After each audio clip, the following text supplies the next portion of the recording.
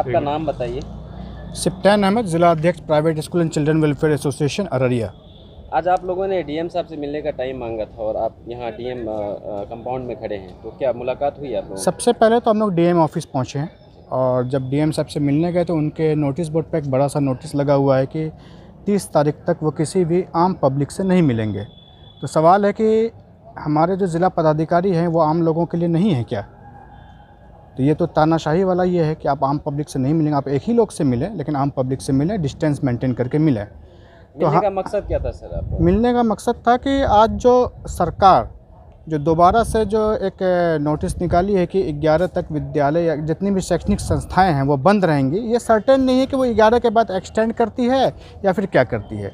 इसके 3-4 बिंदु हैं जिस बिंदु को हम लोगों ने अपने ज्ञापन में रखा है जो कि सीएम के लिए है। सबसे पहली चीज़ है कि बच्चों की पढ़ाई को अंधकार में क्यों रखी जाए। दूसरी चीज़ है कि जब चुनाव का समय आता है तो आपके लिए कोरोना नहीं रहता है, रैलियाँ भी होती है, सिनेमा घर है वो खुली हुई है, आपके लिए कोरोना नहीं है, पार्क है वो खुली हुई है, आपके लिए कोरोना नहीं है, वहाँ बच्चे लगता नहीं जाते हैं, लेकिन विद्यालय में बच्चे जाते हैं तो वहाँ आपको कोरोना दिखता है।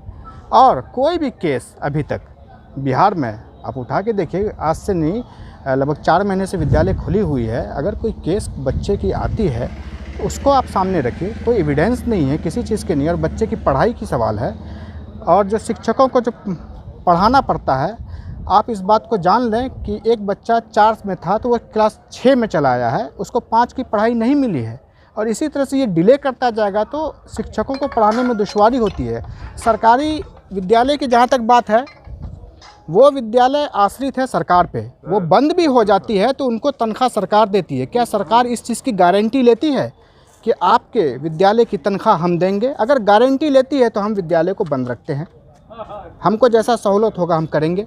लेकिन अगर गारंटी नहीं लेती है तो विद्यालय बंद करने के आड़ में इतने लोगों को बेरोजगार क्यों कर रही है? हमारे पास बहुत सारी लायबिलिटीज़ हैं, बहुत सारी टैक्सेस हैं, इलेक्ट्रिसिटी बिल है, टेलीफोन बिल है, ईपीएफ है। क्या सरकार इस चीज़ की गारंटी लेती है कि ये इस चीज़ को मैं भरूंगा? अगर सरकार गारंटी नहीं लेती है तो फिर कोई स्कूल विद्यालय प्राइवेट स्कूल चल रही है तो उसको क्यों बंद करना चाहती है? क्या सरकार ये गारंटी लेती है कि आपके बच्चों को मैं अच्छे तरीके से पढ़ाऊंगा, जितने भी बच्चे प्राइवेट स्कूल में पढ़ते हैं? अगर सरकार इस चीज़ की गारंटी नहीं लेती है तो उन बच्चों को पढ़ाई को क्यों बाधित कर रही है? सरकार कहती है कि आप ऑनलाइन शिक्षा दें, मैं कहता हूं कि मैंने ऑनलाइन शिक्षा चलाया है। अगर मैं एक शिक्षक हूं और शिक्षित करता हूं बच्चों को, सारे बच्चों पेरेंट्स के पास वो सुविधा नहीं है, वो आमदनी नहीं है कि वो अपने बच्चों को 10 से 15,000 20,000 का एंड्रॉयड मोबाइल खरीद के दें। और ऑनलाइन शिक्षा बेईमानी है, ये साफ़ सुथरी बात कह रहा हूँ। बच्चे पढ़ते कम हैं, मोबाइल पर बिगड़ते ज़्यादा हैं, ये सुविधा नहीं है। उन्होंने खुद अपना प्रोजेक्ट किया, टीवी पर लॉन्च किया, एक एजुकेशनल प्रोग्राम लॉन्च किया, वो उनका फेल्योर रह गया। कैचअप प्रोग्राम लॉन्च किया, वो फेल्योर हो गया। वो जब अपनी सुविधा नहीं दे सकते हैं तो छोटे छोटे प्राइवेट स्कूल से क्या अहमियत रखते हैं? डिमांड है बाकी?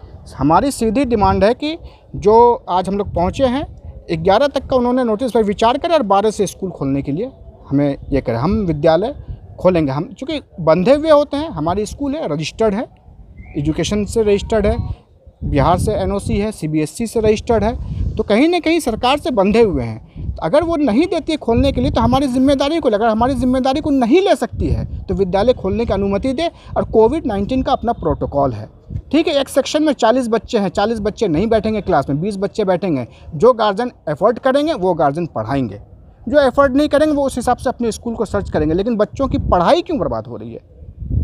बसेस की सुविधा है, जो चार्जेस है 50% का दिया है, 50% में पब्लिक चढ़ सकती है, लेकिन बस 50% में बच्चे नहीं चढ़ सकते हैं।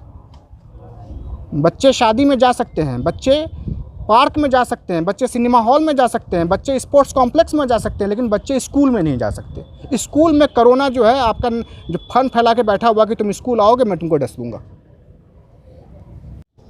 सर आपका नाम बता दीजिए। मैं Anoop, private school and children welfare association का उपाध्यक्ष मैं हूँ। जी बताइए। मेरा यही कहना है कि ये बार बार जो स्कूलों को बंद कर दिया जा रहा है, ये शिक्षा पर एक बहुत बड़ा कुठाराघात है। मुझे तो ये लगता है कि यहाँ की सरकार ये चाहती है कि बिहार से शिक्षा समाप्त हो जाए। और उसी के संदर्भ में ये पहल है। ये जो नीतियां अपनाई जा रही हैं, बार बार जो स्कूलों को बंद किया जा रहा है, इससे सरकार को कुछ नहीं मिलेगा, लेकिन समाज से शिक्षा समाप्त हो जाएगी। और मैं इसका पुरजोर विरोध करता हूं अपने एसोसिएशन के तरफ से, और मैं ये कहता हूं, ये आगाह कर रहा हूं मैं कि अगर 12 के बाद भी शिक्षण संस्थान, कॉलेजेस, कोचिंग इंस्टीट्यूशंस बंद किए जाएंगे तो मैं अपनी तरफ से कहता हूं, अपने private school and children association की तरफ से कहता हूं, हमारा यह नेशनल लेवल का एसोसिएशन है, पूरे भारतवर्ष में शांतिपूर्वक इसका पुरजोर विरोध किया जाएगा, और उसके बाद भी अगर नहीं माना जाएगा तो ये आंदोलन उग्र होगा। मेरा कहना है कि क्या ये कोरोना जो है सिर्फ और सिर्फ स्कूलों में ही आता है? सबसे पहले कुछ हो या ना हो, सबसे पहले स्कूलों को बंद कर दिया जाता है, जबकि सबों को मालूम होना चाहिए कि हमारे जो बच्चे हैं वो सबसे ज़्यादा अनुशासित होते हैं। अगर हमारे शिक्षक उनको कहेंगे कि आप ऐसे करो, वैसे करो, तो सबसे ज़्यादा हमारे बच्चे ही उस चीज़ को मानेंगे। राह पर चलने वाले जो लोग होते हैं, मार्केट में जो चलने वाले लोग होते हैं, उन पर आपको डंडा बरसाना पड़ता है, तब जाके वो मास्क पहनते हैं, तब जाके वो सोशल डिस्टेंसिंग का पालन करते हैं। लेकिन हम अगर अपने बच्चों को अपने शिक्षकों के द्वारा यह कहलवाएं कि आपको सोशल डिस्टेंसिंग का पालन करना है बेटा, बस में आपको दूरी बनानी है, आपको अपने मास्क को पहनना है, सैनिटाइज़र का इस्तेमाल करना है, उसके बाद आप जो कोविड-19 के मानक हैं उसको मानते हुए आप स्कूल में आएँ, तो वो हमें इतना विश्वास है कि वो हमारे शिक्षकों की बातों को ज़रूर मानेंगे। लेकिन इसको हमारी सरकार इस चीज़ को नहीं समझ रही है। हमारी सरकार शिक्षा को कुंठ करना चाहती है, शिक्षा को समाप्त करना चाहती है, ताकि हमारे बच्चे मूर्ख बने, और हमारा समाज जब आगे मूर्ख बनेगा तब उनको शासन करने में बड़ी आसानी होगी। यही पॉलिसी है, ये भविष्य की पॉलिसी है। कोई कोरोना किसी स्कूल में नहीं आता है, ये पॉलिसी के तहत स्कूलों को बंद किया जा रहा है, और हम सब लोग अब इस चीज़ को नहीं मानेंगे। अगर 12 के बाद भी स्कूल बंद रहा तो मैं इस चीज़ को एसोसिएशन की तरफ से ऐलान करता हूं कि हमारा शांतिपूर्वक प्रदर्शन होगा। पूरे बिहार में ही नहीं, पूरे भारतवर्ष में प्रदर्शन होगा, और फिर भी अगर हमारी बातों को नहीं माना गया तो हम लोग उग्र प्रदर्शन करेंगे। आप इस चीज़ को समझ लीजिए। पिछले 1 वर्ष से त्रस्त शिक्षा व्यवस्था, अभी कुछ दिनों पहले लोगों ने यह स्वप्न देखा था कि अप्रैल आ रहा है, हमारे पास फिर बच्चे पूर्ण रूप से आएंगे पूरी तरीके से, और हम लोग पढ़ाई को बच्चों को स्टार्ट करेंगे, उनकी पढ़ाई को पूरी तरीके से करेंगे। पूरा का पूरा शिक्षा विभाग, हर शिक्षक, हर स्कूल का निदेशक, हर स्कूल का प्रिंसिपल अपनी कमर को कस चुका था। और जैसे ही ये अप्रैल की शुरुआत हुई, एक बहुत ही बुरी खबर हम लोगों को हाथ लगी, और सरकार का एक तुगलकी फरमान आया कि आप अपने स्कूल और कोचिंगों को बंद कर दीजिए। मेरा सवाल है, क्यों बंद कर दे? आप साहब, हमारे बगल में बंगाल है, आप चुनाव करवा रहे हैं, असम में आपकी रैलियाँ चल रही हैं, केरला में आपकी रैलियाँ चल रही हैं। मैं पूछता हूँ, इसी भारत के लिए आप एक गाइडलाइन तय करते हैं, तो क्या उन जगहों पे जो लाखों की भीड़ है वहाँ पे कोरोना नहीं है? अभी बिहार की अगर आप बात करते हैं, बिहार में भी रैलियाँ हुई हैं, क्या वहाँ पे कोरोना नहीं है? अभी सब्जी मार्केट की स्थिति आप देख लीजिए, बाज़ारों की स्थिति देख लीजिए, इवन कि आप आज से 2 दिनों पहले तक सरकारी कार्यालयों की स्थिति देख लीजिए। मैं पूछता हूँ, क्या वहाँ पे कोरोना नहीं है? वे बच्चे जो सड़कों पे टहल रहे हैं, मैदानों में खेल रहे हैं, सिनेमा हॉलों में जा रहे हैं, और मॉल्स में अपने पेरेंट्स के साथ वो जा रहे हैं, कोई सोशल डिस्टेंसिंग, किसी प्रकार का कोई प्रोटोकॉल, कुछ भी मेंटेन नहीं हो रहा है, जग जाहिर है। लेकिन क्या वहाँ पे कोरोना नहीं है? आखिर क्या स्कूल, कोचिंगों और कॉलेजों के भीतर ही सिर्फ कोरोना है? क्या वहाँ पे बैठे हुए हैं कोरोना कि वो सांप की तरह कि वो पैर रखेंगे और उसे डस लेगा? आपकी मांग क्या है, डिमांड क्या है? मांग सिंपल और साफ है कि जब स्कूल, सरकार की जो कोविड गाइडलाइन है, उस कोविड गाइडलाइन के अंतर्गत जब संचालन किया जा रहा है, जब सारे मापदंड को हम लोग मान रहे हैं और एक जग जाहिर बातें हैं कि स्कूल और कोचिंग तो सबसे डिसिप्लिन का जगह होता है, हम जो बच्चों को एक बार गाइडलाइन करते हैं बच्चे उसको फॉलो करते हैं, तो फिर जब सरकार शिक्षकों को उनकी आजीविका के लिए कुछ कर नहीं सकती है तो क्यों शिक्षकों के पेट पर लात मारा जा रहा है? जब सरकार बच्चों को गुणवत्तापूर्ण शिक्षा नहीं दे पा रही है तो क्यों सरकार, हम लोग जब गुणवत्तापूर्ण शिक्षा की बात करते हैं, उनको शिक्षा देते हैं तो उसके लिए क्यों रोक रही है? आखिर सरकार को इस पर सोचना चाहिए और सरकार को इस पर जवाब भी देना चाहिए। सरकार ये जवाब दे दे कि प्राइवेट शिक्षकों का क्या होगा, उनकी आजीविकाएँ कैसी चलेंगी, वो निदेशक जो आज कर्ज लेकर के पुनः अपने स्कूल और कोचिंग को खड़े किए हैं उनका क्या होगा?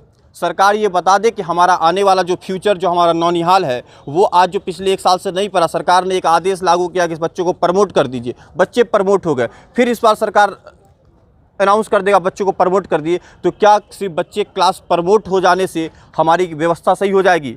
कहाँ जाएगा देश? सरकार। क्या नाम है सर आपका? मेरा नाम हुआ अजीत कुमार सिन्हा। जी। मैं सचिव फारबिसगंज प्रखंड से। अभी हमारे जिला अध्यक्ष और हमारे एसोसिएशन के जो उपाध्यक्ष हैं, जिस बातों को रखा है, मैं और मेरे सारे संघ के सदस्य उनका समर्थन करता हूं। हम लोगों का जो मांग है वो हमारे अध्यक्ष और उपाध्यक्ष ने आप लोगों को बताया। एक बात मैं भी कहना चाहूँगा कि 8 फरवरी से जो विद्यालय खुली है, उस 8 फरवरी से कल तक स्कूल बंद होने तक जो सरकार का गाइडलाइन था उसका अक्षरशः पालन हर विद्यालय वाले किए हैं। मुझे लगता है कि बाज़ार में हो या बच्चे के घर में हो या अभिभावक हों, शायद मास्क का प्रयोग नहीं करते होंगे, लेकिन हमारे विद्यालय में जब से बच्चे आ रहे हैं और आज तक वो बच्चे मास्क का प्रयोग किए, हम लोग सैनिटाइज का प्रयोग किए, विद्यालय में सोशल डिस्टेंसिंग का पालन करते हुए बच्चे को पढ़ाए और किसी भी प्राइवेट स्कूल से कोई भी शिकायत सरकार के पास नहीं गई। बड़े कॉलेजों से जो शिकायत जा रही है कि कॉलेज में कोरोना हो गया है, तो वो वहाँ के बच्चे बड़े होते हैं और बहुत जगह जाते हैं, घूमते हैं, भीड़ों में रहते हैं, तो वहाँ पर अगर फैलता है तो उसकी जिम्मेवारी वहाँ के प्रशासन, विद्यालय या हम विश्वविद्यालय के जो प्रशासन है उसकी होती है। तो हमारा जो भी प्राइवेट स्कूल है, जो जिस स्तर का हो, छोटा हो या बड़ा हो, वो अपने अपने स्तर से पूरी तरह से सुरक्षित होकर अपने विद्यालय को चलाते हैं। फिर सरकार को किस बात की चिंता होती है कि स्कूल में कोरोना होगा? आज हमारे यहाँ जितना व्यवस्था है किसी भी छोटे से छोटे स्कूलों में, वो बाज़ार में नहीं है। सरकारी दफ्तर में आप घूम के देख लीजिए, वहाँ नहीं है। यहाँ तक कि सरकारी स्कूल में भी आप घूम के देख लीजिए, वहाँ भी नहीं है। तो वो एक जगह के परेशानी से सारे स्कूल, प्राइवेट स्कूल को परेशान करना, ये कहाँ तक उचित है?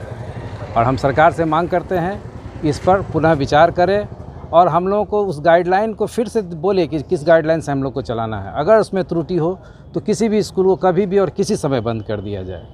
धन्यवाद।